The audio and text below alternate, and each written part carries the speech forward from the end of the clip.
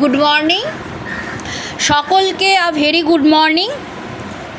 দেখো, সিরাজউদ্দৌলা নাটক কিন্তু আজকে আমি পড়াবো দশম শ্রেণীতে। শচীন্দ্রনাথ সেনগুপ্তের লেখা সিরাজউদ্দৌলা নাটক। দরবার কক্ষ, সিরাজ সিংহাসনে উপবিষ্ট, কর্মচারীরা যথাস্থানে উপবিষ্ট, সভাসদদের মাঝে মীরজাফর, মোহনলাল, মীরমদন, রায়দুর্লভ একদিকে, অন্যদিকে কে বসে আছে দেখো, রাজবল্লভ, জগৎ শেঠ, ওয়াটস, মশিয়েলা, দণ্ডায়মান। এরা চারজন দাঁড়িয়েছিল। আর বসে কারা কারা ছিল সভাসদের মাঝে? মীরজাফর ছিল, মোহনলাল ছিল, মীরমদন ছিল, রায়দুর্লভ। এরা কিন্তু একদিকে ছিল, মীরজাফর, মোহনলাল, মীরমদন, রায়দুর্লভ এরা একদিকে। অন্যদিকে দাঁড়িয়েছিল রাজসভার মধ্যে, বসে কেউ ছিল না, সিরাজ বসেছিল সিংহাসনে। এরা দণ্ডায়মান ছিল। কে কে দেখো, রাজবল্লভ, জগৎ শেঠ, ওয়াটস আর মশিয়েলা এরা একদিকে ছিল। গোলাম হোসেন ছিল সিরাজউদ্দৌলার চাকর। সে যথারীতি নবাবের পায়ের কাছে বসিয়া আছে। এবার নাটক শুরু হচ্ছে।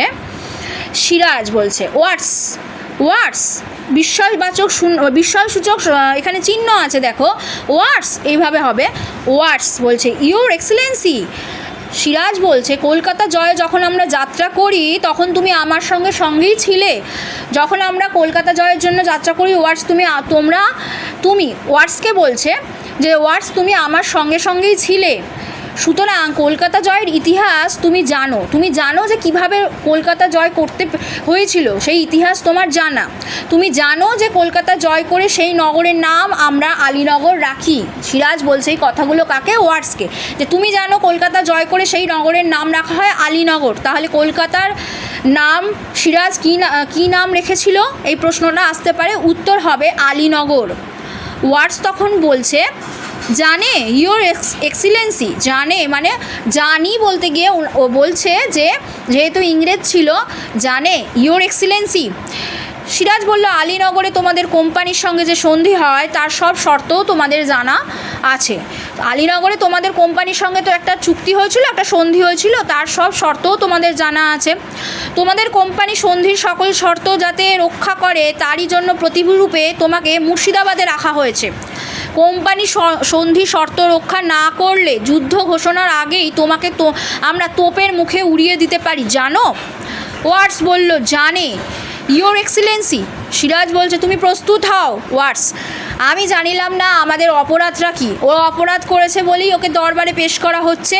ওয়াটসকে এখানে এবার সিরাজউদ্দৌলা হাতে নাতে ধরেছে। ওয়াটস বলছে তুমি তো জানো আমরা কিভাবে জয় করেছিলাম, তারপরেও তোমাদের কোম্পানির যে সন্ধির সকল শর্ত যাতে রক্ষা করে তার জন্য প্রতিরূপে তোমাকে মুর্শিদাবাদে রাখা হয়েছিল।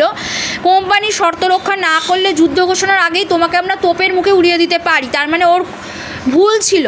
ওয়াটস বলছে জানে, ইউর এক্সিলেন্সি। সিরাজ বলছে তুমি প্রস্তুত হও। ওয়াটস বলছে আমি জানিলাম না আমাদের অপরাধ। সিরাজ তোমাদের অপরাধ সভ্যতার শিষ্টাচারের সীমা অতিক্রম করেছে। তোমাদের অপরাধ হচ্ছে সভ্যতার একটা অসভ্য মানে সভ্যতার মাত্রাকে অতিক্রম করেছে। সভ্যতার শিষ্টাচার, কোনো শিষ্টাচার নেই, সেই সীমা অতিক্রম করেছে। স্পর্ধা তোমাদের আকাশস্পর্শী হয়ে উঠেছে, তোমাদের খুব স্পর্ধা। শুধু শান্তিভঙ্গের আশঙ্কায় আমি এতদিন তোমাদের সঙ্গে ভদ্র ব্যবহার করে এসেছি। আমি এতদিন শুধুমাত্র তোমাদের সঙ্গে ভদ্র ব্যবহার করেছি যাতে শান্তি বিঘ্নিত না হয়, কিন্তু ভদ্রতার অযোগ্য তোমরা ভদ্রতার কোনো মর্যাদা দাওনি। তখন ওয়াটস বলছে আপনার অভিযোগ বুঝিতে পারিলাম না, আপনার অভিযোগটা বুঝতে পারছি না। সিরাজ বলছে মুন্সিজি অ্যাডমিরাল ওয়াটসনের পত্র একটা এসেছিল। মুন্সিজি একখানি পত্র বাহির করিলেন, একটা চিঠি ছিল। সিরাজ বলছে এই পত্র সম্পর্কে তুমি কিছু জানো? তখন মুন্সি পত্র ওয়াটসকে দিলেন। ওয়াটস পড়িতে লাগিলেন। শেষের দিকে কি লেখা আছে? ওয়াটস পড়ছে I know acquaint you that the remainder of the troops which should have been here long since and which I hear the colonel told you he expected will beat at Calcutta in a few days, that in a few days more I shall dispatch a vessel for more ships and more troops, and that I will kindle such a flame in your country as all the water in the Ganges hall not be able to extinguish. কি বুঝলে? সিরাজ তখন এই পুরো পত্রটা শুনে বলছে, মুন্সিজি এই পত্রের মর্ম সভাসদদের বুঝিয়ে দিন। কি ছিল দেখো মর্ম? মুন্সি পত্র লইয়া বাংলা তর্জমা শুনাইলেন। মুন্সি, কর্নেল ক্লাইভ যে সৈন্যের কথা উল্লেখ করিয়াছিলেন তাহা শীঘ্রই কলিকাতায় পৌঁছিবে। আমি সত্বর আর একখানা জাহাজ মাদ্রাজে পাঠাইয়া সংবাদ দিব যে আরও সৈন্য এবং আরও জাহাজ বাংলায় আবশ্যক। বাংলায় আমি এখন আগুন জ্বালাইব, যাহা গঙ্গার সমস্ত জল দিয়াও নিভানো যাইবে না। এই যে কথাটা, বাংলায় আমি এমন আগুন জ্বালাইব যে যাহা গঙ্গার সমস্ত জল দিয়াও নিভানো যাবে না, এই যে এটা পত্রে ছিল, সম্পূর্ণ ধরা পড়ল ওয়াটস সিরাজের কাছে।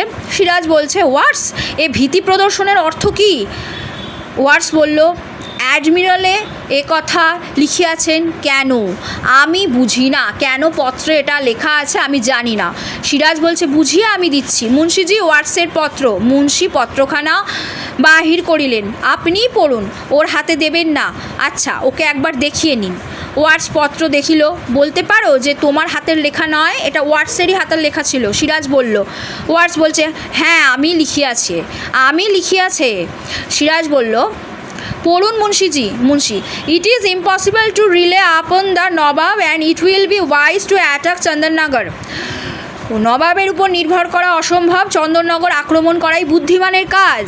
সিরাজ তখন বলল, তোমাদের অভদ্রতার জন্য ঔদ্ধত্যের আরও পরিচয় চাও? জেনে রাখো, তাও আমি দিতে পারি। আমার সভাসদরা, আমার স্বদেশীয়রা তারও স্বরে ঘোষণা করে আমি নির্বোধ, অত্যাচারী, বিলাস সর্বস্ব, কিন্তু আমি যে সকলের শয়তানির সন্ধান রাখি তার সামান্য পরিচয় আজ দিয়ে রাখলাম। তুমি ওয়াটস, তুমি আমাদেরই দরবারে স্থান পেয়ে আমার সভাসদদের আমারই বিরুদ্ধে উত্তেজিত করো।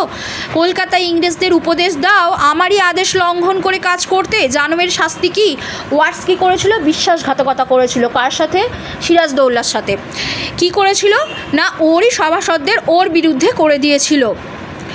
আর কি করেছিল? ইংরেজদের উপদেশ দিত শুধুমাত্র সিরাজের আদেশকে, সিরাজের কর্মচারীরা যাতে আদেশ লঙ্ঘন করে, হ্যাঁ, নিয়ে ওদের দলে টানার চেষ্টা করত।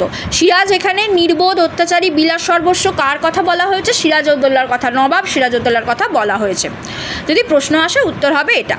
ওয়াটস কি বলছে? Punish me your excellency, if you will I can only say that I have done my duty.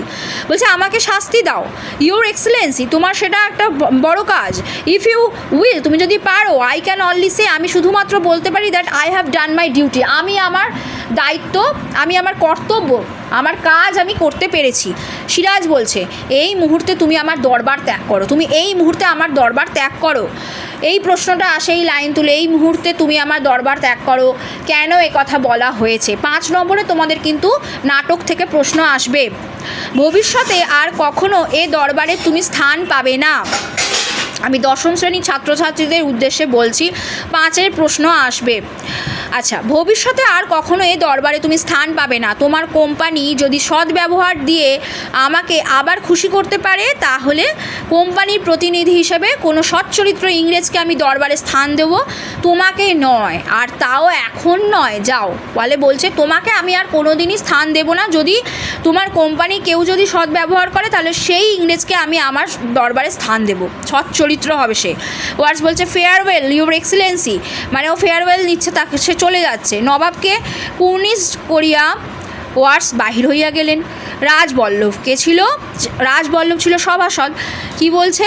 ঝাঁপনা। Siraj বলছে, একটু অপেক্ষা করুন রাজা। মুশিয়ালা বলছে, at your command your Excellency. সিংহাসনের সামনে গিয়া কুর্নিশ করিলেন। সিরাজ বলছে, তোমাদের কাছে আমি লজ্জিত। তোমরা ফরাসিরা বহুদিন থেকেই বাংলাদেশে বাণিজ্য করছো, আমার সঙ্গে কখনো তোমরা অসৎ ব্যবহার করনি। ইংরেজদের সঙ্গে তোমাদের বিবাদ আজকাল নয়, আর এই দেশের কোনো ব্যাপার নিয়েও নয়। সাগরের ওপারে তোমরা পরস্পরের টুঁটি চেপে মারলেও আমার কিছু বলবার থাকে না। তোমাদের মধ্যে যদি ঝগড়া বিবাদ করে যদি মারামারিও করো আমি কিছু বলবো না, আমার বলার থাকেও না কিছু সেখানে। আমার রাজ্যে তোমরা শান্ত হয়ে থাকো, এই আমার কামনা। ইংরেজরা আমার সম্মতি না নিয়ে চন্দননগর অধিকার করেছে, আমার সম্মতি না নিয়ে, অথচ তারা চন্দননগর অধিকার করেছে, আক্রমণ করেছে চন্দননগরের ওপর। সমস্ত ফরাসি বাণিজ্য কুঠি তাদের ছেড়ে দেওয়া হোক, এই মর্মে দাবি উপস্থিত করেছে। তোমরা প্রতিকারের আশায় আমার কাছে উপস্থিত হয়েছো।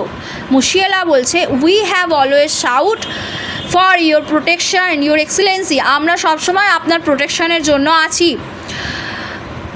কি বলছে সিরাজ, কি বলছে? কলকাতা জয় আর পূর্ণিয়ার শওকত জঙ্গের সঙ্গে সংগ্রামে আমার বহু লোকক্ষয়ে অর্থ ব্যয় হয়েছে। শওকত জঙ্গের সঙ্গে পূর্ণিয়ার যুদ্ধ হয়েছিল, সেই সংগ্রামে বহু লোকক্ষয়ে অর্থ ব্যয় হয়েছে। আমার মন্ত্রিমণ্ডলও যুদ্ধের পক্ষপাতী নন। এরূপ অবস্থায় তোমাদের প্রতি আমার অন্তরের পূর্ণ সহানুভূতি থাকা সত্ত্বেও আমি তোমাদের জন্যে ইংরেজদের সঙ্গে বিবাদে প্রবৃত্ত হতে পারি না। আমার এই অক্ষমতার জন্য তোমরা আমাকে ক্ষমা করো। আমি ইংরেজদের সঙ্গে দ্বন্দ্বে জড়াতে পারবো না, যুদ্ধে জড়াতে পারবো না, বিবাদে আমি প্রবৃত্ত নই, তোমরা আমাকে ক্ষমা করো। সভা কিছুকাল স্তব্ধ রহিল। মুশিয়ালা মাথা নত করিয়া দাঁড়াইয়া রহিলেন, তাহার পর ধীরে মাথা তুলিয়া নবাবের দিকে চাহিলেন, ক্ষুব্ধ কণ্ঠে কহিলেন, মুশিয়ালা বলছে, your Excellency your refuse us your help, তুমি আমাদের হেল্প করতে রিফিউজ করলে। ইয়োর প্রোটেকশান থ্রু, আমাদের দরকার আছে তোমার প্রোটেকশানের। Through your great reluctance I appreciate your feelings, আমি তোমার অ্যাপ্রিসিয়েট করা মানে আমি সম্মতি জানাচ্ছি, অ্যাপ্রিসিয়েট করা, আমি তোমার ফিলিংসকে সম্মতি জানাচ্ছি, তোমার ফিলিংসকে আমি মান্যতা দিচ্ছি। I appreciate your feelings, I understand the predicament you are in, I am sorry for you, আমি খুব দুঃখিত তোমার জন্য। And I am sorry for our self, আমাদের জন্য আমি দুঃখিত। We have no other choice than to leave this land which we have learned to love. Allow me, your excellency, to warn you that you are in a great danger. তোমাকে এইটাই আমি সতর্ক করছি যে তুমি কিন্তু বিশাল বড় একটা ডেঞ্জার জোনে আছো, ডেঞ্জারের মধ্যে তুমি আছো, ভয়ঙ্করতা। দেখো, on our departure from this land, আমাদের চলে যাওয়ার পর এই ল্যান্ড, এই ভূমি ছেড়ে, the smoother flame will burst forth and will destroy you kingdom and people, আমাদের চলে যাওয়ার পর কিন্তু একটা আগুনের শিখা উঠবে, যেখানে কিন্তু তোমার রাজ্য কিন্তু ছারখার হয়ে যাবে, ডিস্ট্রয়, ধ্বংসের মুখে চলে যাবে তোমার কিংডম, রাজত্ব, তোমার এই যে সব রাজত্বই বলা হচ্ছে এখানে কিংডম, তুমি রাজা, তোমার রাজত্ব, এবং পিপল, তোমার মানুষজন। সিরাজ সিংহাসন হইতে নামিয়া আসিলেন, মুশিয়ালার সামনে দাঁড়াইয়া কহিলেন, সিরাজ বলছে, আমার বিপদ সম্পর্কে আমাকে সচেতন করে তুমি আমার প্রতি তোমার অন্তরের প্রীতির পরিচয় দিয়েছ। তোমার কথা আমার চিরদিনই মনে থাকবে, প্রয়োজন হলে আমি তোমাকে স্মরণ করব, তখন যেন আমাকে ভুলে যেও না বন্ধু। মুশিয়ালা বন্ধু হয়েছিল, ঠিক আছে, মুশিয়ালা ভালোর জন্যই বলছে এই কথাগুলো। মুশিয়ালা বলছে, I know we shall never meet, আমি জানি যে কখনো আমরা মিট করব না। দুজনেই চুপ করিয়া রহিলেন। Farewell your excellency. দেখো, এইখানে সিরাজ বলল যে ধন্যবাদ বন্ধু, আমার বিপদ সম্বন্ধে আমাকে যে তুমি সচেতন করছো, ভালোর জন্য ও বলেনি, এখানে আমার একটু মিস্টেক হলো, ও কিন্তু সিরাজের বিপরীতেই বলছে you refuse our your help, তুমি আমাদেরকে রিফিউজ করলে, প্রত্যাখ্যান করলে আমাদেরকে হেল্প করায়, তোমার প্রোটেকশন তুমি আমাদের দেবে না। ঠিক আছে, আমরা যখন চলে যাব তখন তোমার কিন্তু রাজত্ব, তোমার এই কিংডম কিন্তু ধ্বংসের মুখে এগিয়ে যাবে, একটা ছোট্ট ফ্লেম উঠবে। তখন সিরাজ বলছে যে আমার বিপদ সম্পর্কে তুমি আমাকে সচেতন করছো যে আমার কিংডম ধ্বংসের দিকে যাবে, ঠিক আছে, তার জন্য তোমার প্রতি আমার অন্তরের প্রীতি আছে, তোমার কথা আমার চিরদিন মনে থাকবে, প্রয়োজন হলে আমি তোমাকে স্মরণ করব নিশ্চয়, তখন যেন আমাকে ভুলে যেও না বন্ধু, তখন আমি তো তোমাকে মনে করব, তখন তুমি আবার আমার কথা ভেবে যেহেতু বের করে দিচ্ছি, তুমি আবার আমাকে ভুলে যেও না, ঠিক আছে, এই কথা। মুশিয়ালা বলছে, I know we shall never meet, আমি জানি আমরা আর কোনো দিন দেখা করব না। দুজনেই চুপ করিয়া রহিলেন। ফেয়ারওয়েল ইয়োর এক্সেলেন্সি, বলছে ফেয়ারওয়েল, চলে যাচ্ছে। কুর্নিশ করিয়া চলিয়া গেলেন। সিরাজ তাহার পিছু পিছু খানিকটা অগ্রসর হইয়া স্থির হইয়া দাঁড়াইয়া রহিলেন। তারপর দ্রুত ফিরিয়া রাজা রাজবল্লভের নিকট অগ্রসর হইয়া কহিলেন, রাজা রাজবল্লভ তার সভাসদদের মধ্যে একজন ছিলেন। সিরাজ বলছেন, আপনি যেন কি বলবার জন্য ব্যাকুল হয়ে উঠেছিলেন রাজা? বলছে, আপনি কিছু একটা বলার জন্য কি ব্যাকুল হয়ে উঠেছিলেন? রাজবল্লভ বলছে, এখন সে কথা নিরর্থক, এখন তো তার কোনো অর্থ নেই সে কথাটা। সিরাজ হাসিয়া বলিলেন, সিরাজ জানেন তো আমাদের এখানে কোনো কথা বলেই লাভ নেই, সর্বচিকিৎসার বাইরে আমরা। সিংহাসনের দিকে অগ্রসর হলেন। আবার রাজবল্লভ বলছে, ওয়াটস সাহেবকে ওরকম করে বিদায় না দিলেও চলতো। সিরাজ ফিরিয়া আসিলেন। সিরাজ বলছে, ওয়াটস, ক্লাইভ, ওয়াটসন কোম্পানির কথা থাক, ইংরেজ ফরাসি পর্তুগিজ প্রসঙ্গ পরিহার করুন, ইংরেজদের বিদেশিদের কথা প্রসঙ্গ পরিহার করুন, নিজেদের কথা বলুন রাজা, নিজেদের কথা ভাবুন। জগৎ শেঠ বলছে, ভাবা যখন উচিত ছিল তখন যে কিছুই ভাবেননি জাহাপনা, যখন ভাবার দরকার ছিল তখন তো কিছুই ভাবেননি। সিরাজ দ্রুত তাহার দিকে ফিরিলেন। সিরাজ বলছে, সেই অপরাধ কি বারবার আমি স্বীকার করিনি যে আমাদের কথা যখন ভাবার দরকার ছিল তখন আমি অন্যদের সাথে হাত মিলিয়ে অন্যদের দিকে খবর নিয়েছি, অন্যদের কথা ভেবেছি, আপনাদের সকল অভিযোগ অবনত মস্তকে আমি গ্রহণ করেছি, কখনো কোনো কটূক্তির প্রতিবাদ করিনি। একটাও কটূক্তি আপনারা এত কটূক্তি করেছেন আমি প্রতিবাদ করিনি, আমার দোষটা আমি স্বীকার করছি।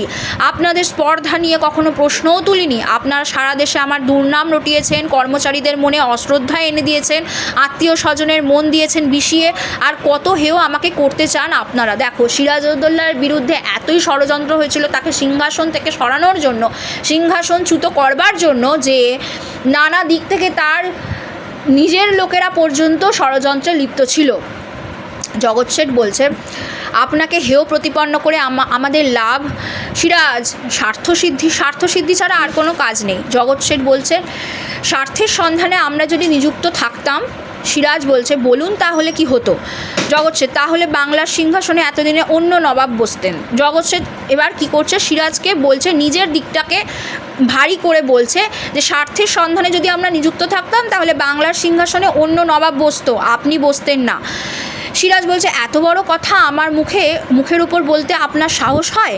জগৎ শেঠ বলল, আপনার উপদ্রবই আমাদের মনে এই সাহস এনে দিয়েছে। আপনার তো এই উপদ্রব, এত উপদ্রব অন্যদের জন্য ভাবা, আপনারই উপদ্রবের কারণে এই সাহস এনেছে যে কথা আপনাকে শুনতে হচ্ছে।